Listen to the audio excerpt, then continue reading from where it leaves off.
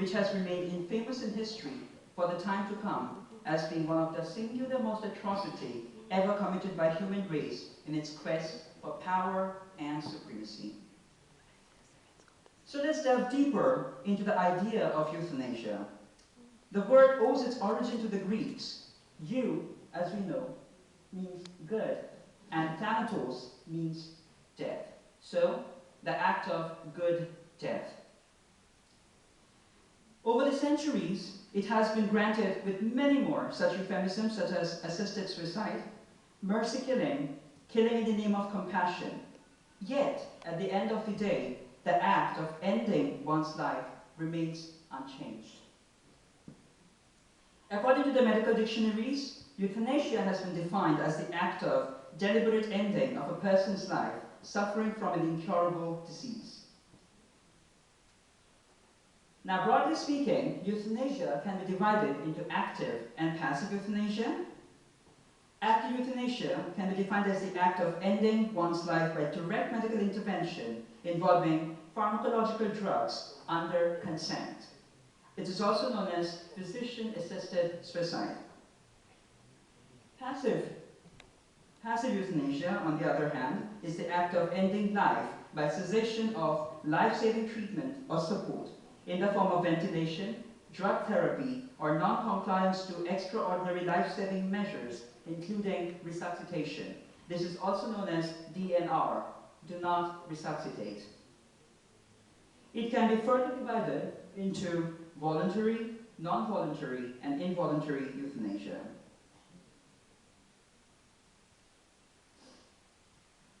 So the sentiment towards euthanasia remains varied throughout the world.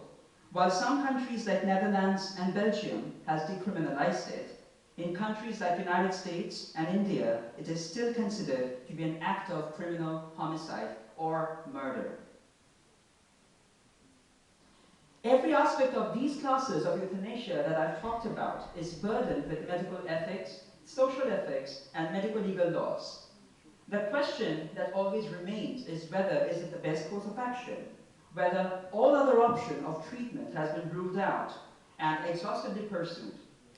But there is no way to decide whether euthanasia is the last resort or we just took an easy way out. So, talking about the arguments for euthanasia, my first argument is quality of life. When pain is intolerable, excruciating, agonizing, brings nothing but suffering, when palliative care is no longer necessary or optimum to bring and maintain optimal quality of life, my question to you all, friends, is it humane to continue living and experience such degradation of human life? So, if it were acceptable, such degradation of human life per se, why do we need Geneva Convention, Universal Declaration of Human Rights, or the equality laws to protect our human rights as human beings? Is it fair to lose control over our own body, to violate the fundamental doctrine of personal freedom to choose, to make a decision as a conscious, educated human being? Human beings are distinguished from other species in having the capability to make an express choice for themselves and fending their own decision, bearing responsibility for the choice that they have made.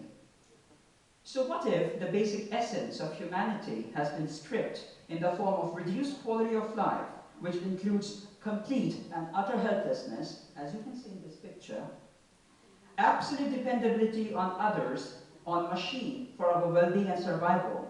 Is this a life that we would like to choose rather than a dignified death? Does this reduced state of living coincide with our morale of humanity? In the words of Matthew Fitzgerald, "Don't let me die here till I can hear those people chanting, 'For me no more.'" Immortalized in the movie called The $1 Million Baby, described the only aspect of human desire that lasts till the very end, and that is, my dear friends, dignity. So now let's keep aside the human aspect. We have been talking about morale, like other stuff, but now let's consider business. We have to understand medicine is a form of business, a thriving, multi-billion-dollar business. So let's consider economic consideration, shall we? Chronic patient care amounts to one of the singular, most colossal medical expense of the current century. We spend billions of dollars everywhere of revenue, hundreds of beds in hospitals, keeping such patients artificially alive, who are either, in fact, permanently debilitated or awaiting natural, clinical, and biological death in a state of extreme pain. Who do you think, my dear colleagues, should be responsible for your life? State or you yourself? Think over it.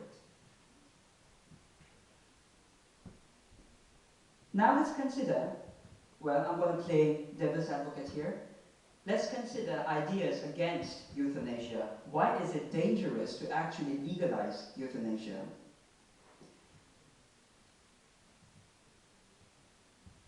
Do no harm is the fundamental doctrine of medicine. Euthanasia challenges the basic foundation of medicine. When a patient is in need of care, compassion, love, support, we are, on the other hand, being proactive to hand him over death in order to relieve him from his misery.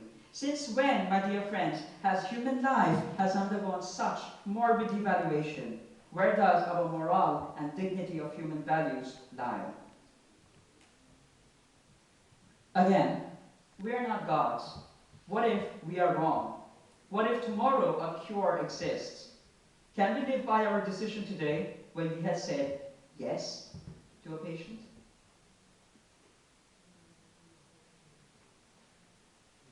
Again, if euthanasia is favored, for the need of further development of medicine shall be deemed redundant, because who needs new drugs, therapy, or instruments, or even innovations in medicine when you can just kill the patient, get rid of the problem? No problem, no patient, no innovation in medicine. My question to you is all, who gives us the right to play God? The fundamental doctrine that makes medicine noble shall now infringe into the path of Almighty. We are now playing God. Doctors are now second to God, but now we will be playing God, deciding who lives, who dies. My question is, who gives us that right?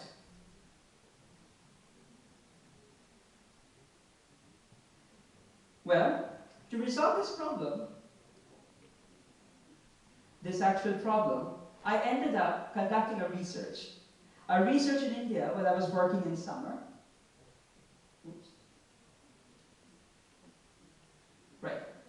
So, I did this research in Arjikar Medical College Hospital. My special acknowledgement goes out to them. The aim of this research was to compare the attitude of 3 different test groups of people towards euthanasia from 2 different countries, who are essentially unrelated, randomly chosen, belongs to different professional and socioeconomic groups in every circumstances. Each test group was given specific sets of questions and was asked to be honest with their answers because they remained anonymous. And these 2 countries, my dear friends, is India and Ukraine. So my first group consisted of Indian and Ukrainian medical students who are now studying in medical university. And my second group consisted of parents, either of those medical students or separate, unrelated parents, just parents. And the third group consisted of medical professionals who are now actively involved in making decisions about their patient's life. And these were the questions for the first and second group, the medical students and the parents. My question for the third group, which involved the first sets of questions and also the second additional questions. Now let's have a look at the results. The observation, the data that I collected was really interesting. Let's have a look. The opinion of test subjects are compared side by side in both Ukraine and Indian perspective. So this survey depends upon how negatively euthanasia is viewed in both countries. Students, 15% of India and 69% of Ukraine voted against euthanasia. It will be much more visible in the graph. Let's have a look. Here you can see the negative views towards euthanasia among medical students is very low, again among doctors, but maximum in parents. A striking resemblance. Let's have a look. In Ukraine, both medical students, doctors, and as usual parents are against euthanasia. Parents, same, almost same. But the discrepancy lies among medical students and doctors. Ukrainians do not like euthanasia. They're like, don't even bring that to me. So another question that I put forward was like, which group of medical professionals should perform this? Indians preferred medical emergency specialists or reanimatologists, and then general surgeons. Indians, Ukrainians on the other hand, also preferred emergency specialists and then general physicians compared to general surgeons in India. I don't know why. Indians prefer surgeons doing the morbid details. I asked the Indians and Ukrainian students and the participants, would you like to participate in a body to decide about euthanasia? Indians said yes. Ukrainians, no. No. Don't even bring that to me. I don't want to be anywhere near euthanasia. They were very clear and vocal about their ideas. So unanimously it was decided these 7 people should form the panel of jurists who should decide upon euthanasia. Method of choice, in both cases, active method was preferred over passive method. Interestingly, abortion was favored in both countries. Everybody said yes to abortion on the basis of medical requirement. So, from the test results, we found that remarkable differences lie between both test groups in India and Ukraine. Primarily, we thought that it was perhaps because of social issues, like population growth in India, where the population is so large, the idea of enacting euthanasia would not be protested because the test results had shown that the population is generally in favor of euthanasia. In Ukraine, however, the scenario remained different. Why? Well, the general idea was envisioned not only from the social and medical point of view, but also from a religious point of view.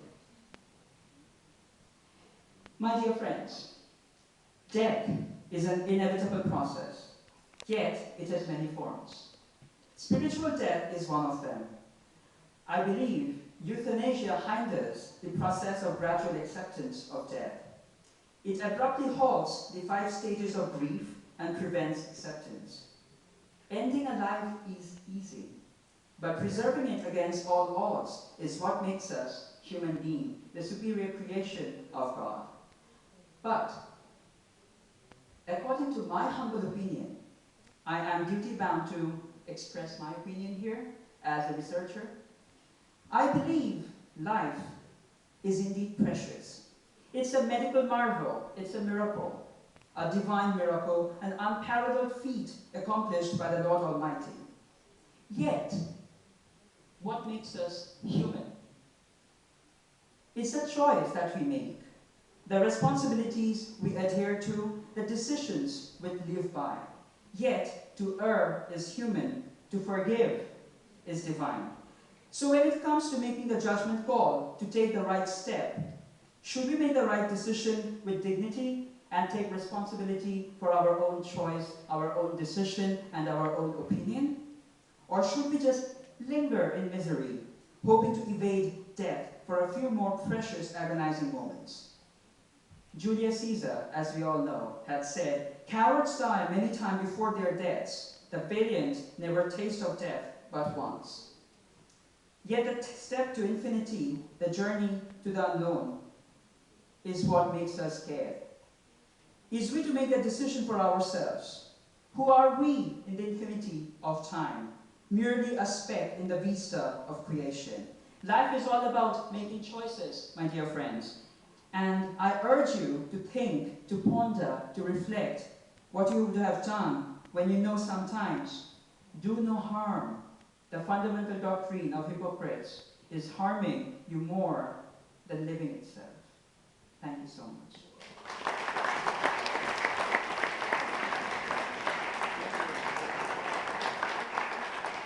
Слово предоставляется научному руководителю студенческого научного общества, доктору медицинских наук, профессору Пинскому Леониду Леонидовичу.